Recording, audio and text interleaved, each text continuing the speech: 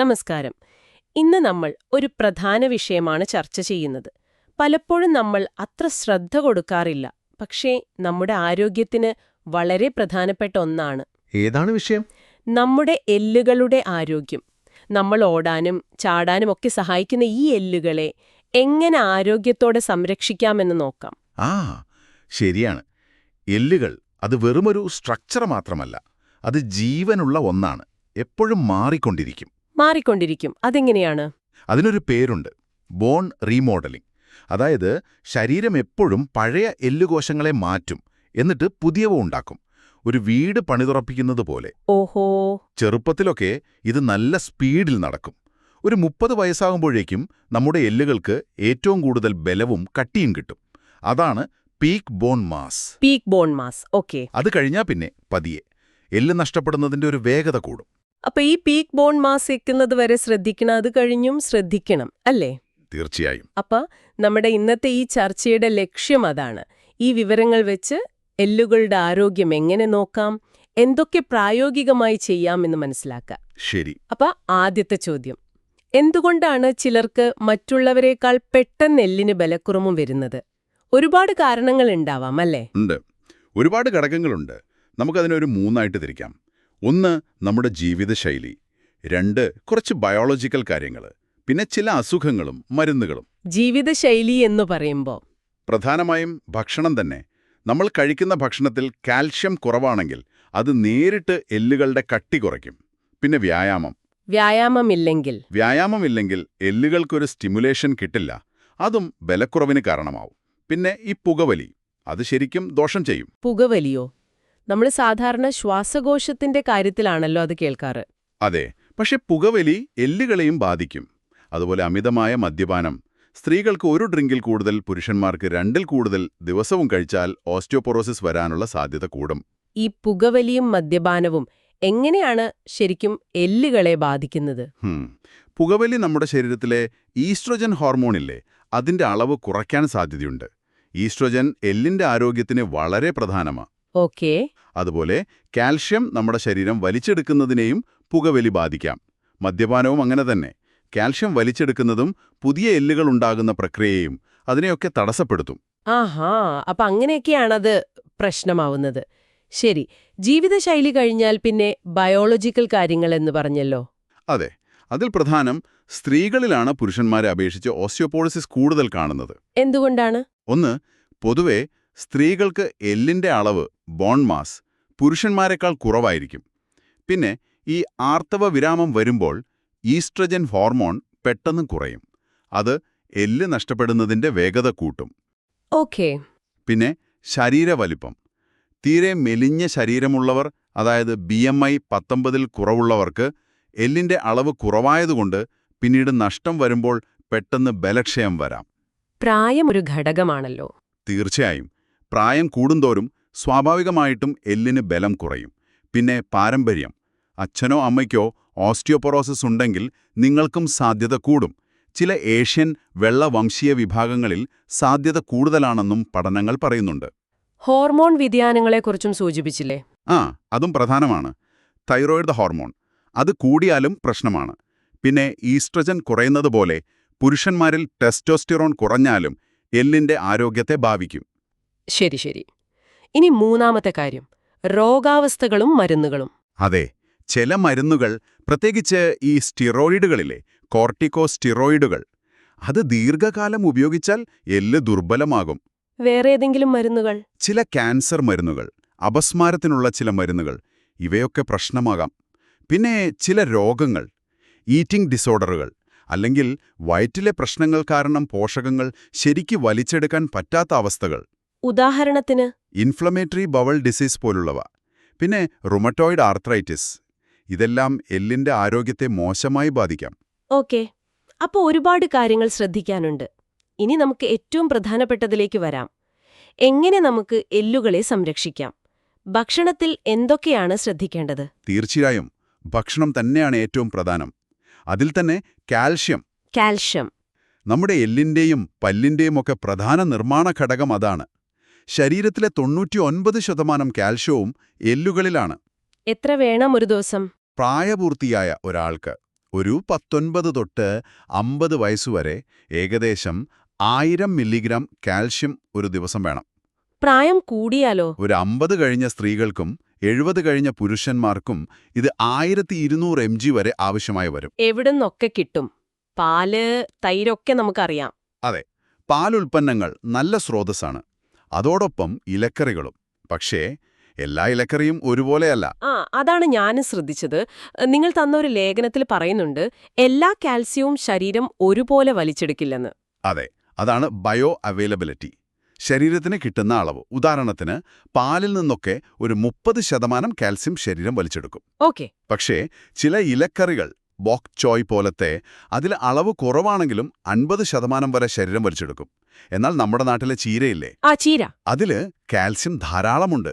പക്ഷേ ഓക്സിലേറ്റ് എന്നൊരു സാധനമുള്ളതുകൊണ്ട് വെറും 5% ശരീരത്തിന് കിട്ടൂ. അയ്യോ, അപ്പൊ ചീര മാത്രം കഴിച്ചിട്ട് കാര്യമില്ല? ഇല്ല.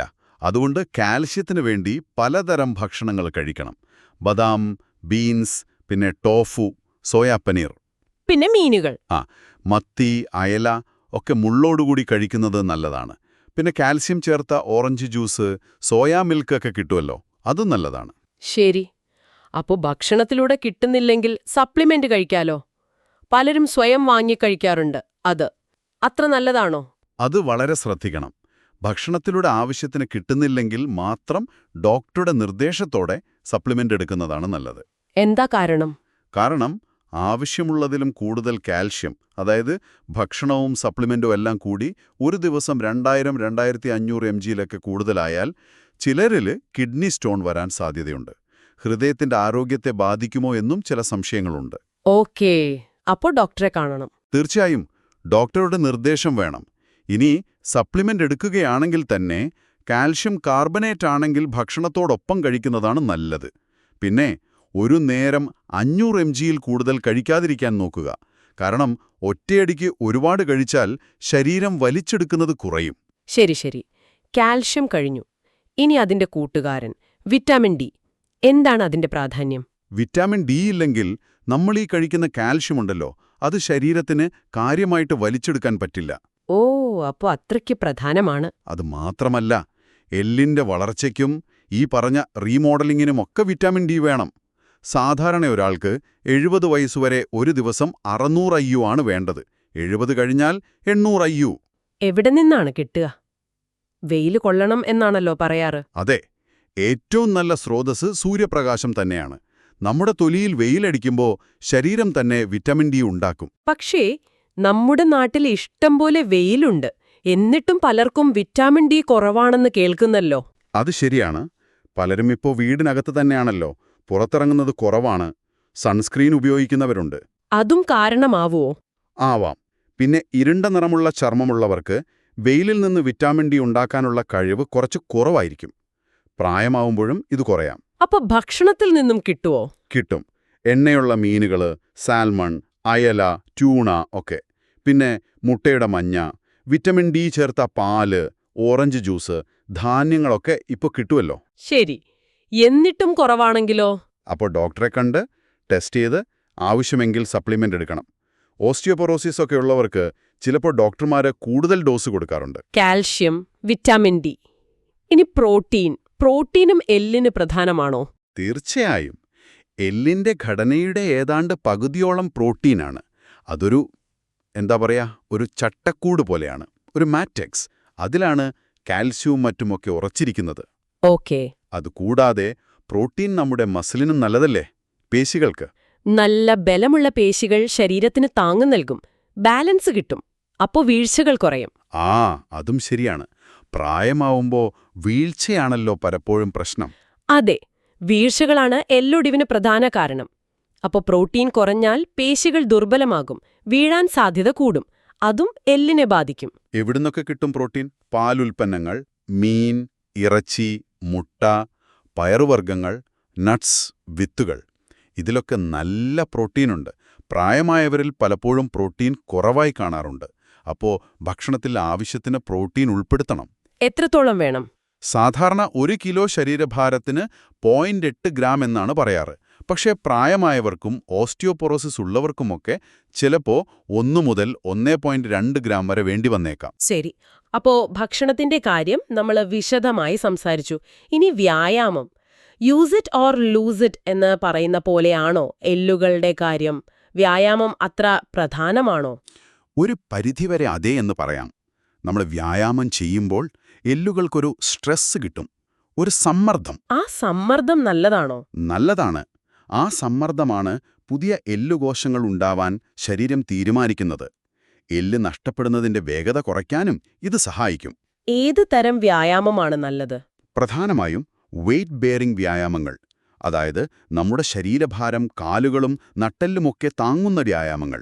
ഉദാഹരണത്തിന് വേഗത്തിലുള്ള നടത്തം, ജോഗിംഗ്, പടികൾ കയറൽ, ഡാൻസ്, ടെന്നീസ് പോലുള്ള കളികൾ. ഇതൊക്കെ നല്ലതാണ്. അതോടൊപ്പം മസിലുകളെ ബലപ്പെടുത്തുന്ന വ്യായാമങ്ങളും ചെയ്യണം. Resistance training. ഭാരം ഉപയോഗിച്ചുള്ളതോ അല്ലാത്തതോ? രണ്ടും ചെയ്യാം. ഭാരം ഉപയോഗിച്ചോ അല്ലെങ്കിൽ സ്വന്തം ശരീരഭാരം ഉപയോഗിച്ചോ ഒക്കെ ചെയ്യാം. ഇത് എല്ലുകൾക്ക് ചുറ്റുമുള്ള പേശികളെ ശക്തിപ്പെടുത്തും. അപ്പോൾ എല്ലിന് കൂടുതൽ സംരക്ഷണം കിട്ടും. പക്ഷേ ഓസ്റ്റിയോപൊറോസിസ് ഉള്ളവർ വ്യായാമം ചെയ്യുമ്പോൾ സൂക്ഷിക്കണമല്ലോ. അവർക്ക് ഒടിവു വരാൻ സാധ്യത കൂടുതലല്ലേ? വളരെ പ്രധാനപ്പെട്ട ചോദ്യമാണ്. ഓസ്റ്റിയോപൊറോസിസ് ഉള്ളവർ തീർച്ചയായും ഡോക്ടറുടെയോ ഒരു ഫിസിയോതെറാപ്പിസ്റ്റിന്റെയോ ഉപദേശം തേടണം. സ്വന്തമായി ചെയ്യാൻ പാടില്ല. ഇല്ല. പ്രത്യേകിച്ച് നട്ടെല്ലിന് ഓസ്റ്റിയോപൊറോസിസ് ഉണ്ടെങ്കിൽ പെട്ടെന്ന് മുന്നോട്ട് കുനിയുക, ശരീരം ശക്തിയായി തിരിക്കുക, ചാടുക, ഓടുക പോലുള്ള ഹൈ ഇമ്പാക്റ്റ് കാര്യങ്ങൾ അതൊക്കെ ഒഴിവാക്കണം. പിന്നെ എന്ത് ചെയ്യാം? ബാലൻസ് കിട്ടാനുള്ള വ്യായാമങ്ങൾ, പേശികളെ ബലപ്പെടുത്തുന്ന ലളിതമായ വ്യായാമങ്ങൾ, സ്ട്രെച്ചിംഗ് ഒക്കെ ഡോക്ടർ നിർദ്ദേശിക്കുന്ന രീതിയിൽ സുരക്ഷിതമായി ചെയ്യാം. ഓക്കെ. അപ്പോ ഭക്ഷണമായി, വ്യായാമമായി, ഇനി വേറെന്തെങ്കിലും ജീവിതശൈലീ കാര്യങ്ങൾ ശ്രദ്ധിക്കാനുണ്ടോ? പുകവലിയും മദ്യപാനവും ഒഴിവാക്കണമെന്ന് നമ്മൾ നേരത്തെ പറഞ്ഞു. ഉണ്ട്. ഒന്ന്, ഉപ്പിന്റെ ഉപയോഗം, സോഡിയം. ഉപ്പോ? ഉപ്പുമല്ലുമായി എന്തു ബന്ധം? അമിതമായി ഉപ്പ് കഴിച്ചാൽ ശരീരം മൂത്രത്തിലൂടെ പുറത്തുവിടുന്ന കാൽഷ്യത്തിന്റെ അളവ് കൂടും. ഇത് കാലക്രമേണ എല്ലിനെ ദുർബലമാക്കാം. ഓ, നമ്മൾ കഴിക്കുന്ന പാക്കറ്റ് ഫുഡിലൊക്കെ ഒരുപാട് ഉപ്പുണ്ടാവല്ലോ. അതെ. സംസ്കരിച്ച ഭക്ഷണങ്ങൾ, അച്ചാറുകൾ, ഇതിലൊക്കെ ഉപ്പ് കൂടുതലാണ്. സാധാരണ ഒരു ദിവസം 1 ടീസ്പൂൺ ഉപ്പിൽ കൂടുതൽ വേണ്ട. അതായത് ഏകദേശം 2300 mg സോഡിയം. ശരി. പിന്നെ കഫീൻ. കാപ്പി, ചായ, കോള, ഇതിലൊക്കെയുള്ള കഫീൻ അമിതമായാൽ അതും കാൽഷ്യം വലിച്ചെടുക്കുന്നതിന് ചെറിയ രീതിയിൽ ബാധിക്കാം. കോളയിലെ ഫോസ്ഫറസും എല്ലിനത്ര നല്ലതല്ല എന്ന് ചില പഠനങ്ങൾ പറയുന്നുണ്ട്. അപ്പൊ കാപ്പിയും ചായയൊന്നും കുടിക്കണ്ടേ? അങ്ങനെയല്ല. മിതമായി ഉപയോഗിക്കാം. പക്ഷെ പാലിനും മറ്റു കാൽസ്യം അടങ്ങിയ പാനീയങ്ങൾക്കും കൂടുതൽ പ്രാധാന്യം കൊടുക്കുന്നതാണ് നല്ലത്. വീഴ്ചകൾ ഒഴിവാക്കുന്നതിനെക്കുറിച്ചും പറഞ്ഞിരുന്നല്ലോ. അതെ. പ്രായമായവരിൽ അത് വളരെ പ്രധാനമാണ്. വീടിനകത്ത് തട്ടിവീഴാൻ സാധ്യതയുള്ള സാധനങ്ങൾ, നിലത്ത് കിടക്കുന്ന വയറുകൾ, തെന്നുന്ന മാറ്റുകൾ ഒക്കെ മാറ്റുക. നല്ല വെളിച്ചം വേണം എല്ലായിടത്തും. ബാലൻസ് കിട്ടാൻ എന്തെങ്കിലും ചെയ്യാൻ പറ്റുമോ? പറ്റും. യോഗ, തായ്ചി പോലുള്ള വ്യായാമങ്ങൾ ബാലൻസ് മെച്ചപ്പെടുത്താൻ നല്ലതാണ്. കാഴ്ചയും കേൾവിയും കൃത്യമായി ടെസ്റ്റ് ചെയ്യണം. ആവശ്യമെങ്കിൽ വാക്കറോ ഊന്നുവടിയോ ഉപയോഗിക്കാൻ മടിക്കരുത്. അപ്പോ നമ്മളിന്ന് ഒരുപാട് കാര്യങ്ങൾ സംസാരിച്ചു. ചുരുക്കി പറഞ്ഞാൽ എല്ലുകളുടെ ആരോഗ്യം എന്നത് ഒരു ഹോളിസ്റ്റിക് അപ്രോച്ചാണ് വേണ്ടത്, അല്ലേ? അതെ. ഭക്ഷണത്തിൽ കാൽഷ്യം, വിറ്റമിൻ ഡി, പ്രോട്ടീൻ, പിന്നെ വ്യായാമം, ചീത്തശീലങ്ങൾ ഒഴിവാക്കൽ, ഉപ്പ്, കഫീൻ നിയന്ത്രിക്കൽ, വീഴാതെ നോക്കൽ, എല്ലാം ഒരുമിച്ചു വരണം. കൃത്യമാണ്. ഏറ്റവും പ്രധാനമായി ഓർക്കേണ്ടത് ഇതൊരു ജീവിതകാലം മുഴുവൻ ശ്രദ്ധിക്കേണ്ട കാര്യമാണ്. ചെറുപ്പത്തിൽ നമ്മൾ നല്ലൊരു എല്ലുകളുടെ ബാങ്ക് ബാലൻസ് ഉണ്ടാക്കണം. അതാണ് പീക്ക് ബോൺ മാസ്. അത് പ്രായമാകുമ്പോൾ നമുക്ക് സംരക്ഷണം തരും. പക്ഷെ ഏത് പ്രായത്തിലും എല്ലിന്റെ ആരോഗ്യം മെച്ചപ്പെടുത്താൻ നമുക്ക് കാര്യങ്ങൾ ചെയ്യാൻ പറ്റും. ചെറിയ മാറ്റങ്ങൾ പോലും ഭക്ഷണത്തിലായാലും വ്യായാമത്തിലായാലും ദീർഘകാലയളവിൽ വലിയ ഗുണം ചെയ്യും. അപ്പോൾ ഇന്ന് നമ്മൾ ചർച്ച ചെയ്ത കാര്യങ്ങൾ നിങ്ങൾക്കും നിങ്ങളുടെ ജീവിതത്തിൽ പ്രയോജനപ്പെടുത്താൻ ശ്രമിക്കാവുന്നതാണ്. തീർച്ചയായും. ശരിയാണ്. ഇനി നിങ്ങൾ സ്വന്തമായി ആലോചിക്കാനൊരു കാര്യം കൂടി പറയാം. നമ്മുടെ ഈ തിരക്കിട്ട ഓട്ടത്തിനിടയിൽ പലപ്പോഴും നമ്മൾ ശരീരത്തിന് വേണ്ടത്ര ശ്രദ്ധ കൊടുക്കാറുണ്ടോ? എല്ലുകളുടെ ആരോഗ്യം എന്നു പറയുന്നത് വെറുതെ ഒടിവു വരാതിരിക്കാനുള്ള ഒരു കാര്യം മാത്രമല്ല. അത് നമ്മുടെ ഊർജത്തെ, ചലനശേഷിയെ, പ്രായമാകുമ്പോഴുള്ള ജീവിതത്തിന്റെ ക്വാളിറ്റിയെ ഒക്കെ ബാധിക്കുന്ന ഒന്നാണ്. നിങ്ങളുടെ ഇപ്പോഴത്തെ ശീലങ്ങൾ നിങ്ങളുടെ എല്ലുകൾക്ക് എത്രത്തോളം നല്ലതാണ്? ഈ കേട്ടതിന്റെ വെളിച്ചത്തിൽ എന്തെങ്കിലും മാറ്റങ്ങൾ വരുത്തണമെന്ന് തോന്നുന്നുണ്ടോ? ഒന്ന് ചിന്തിച്ചു നോക്കൂ.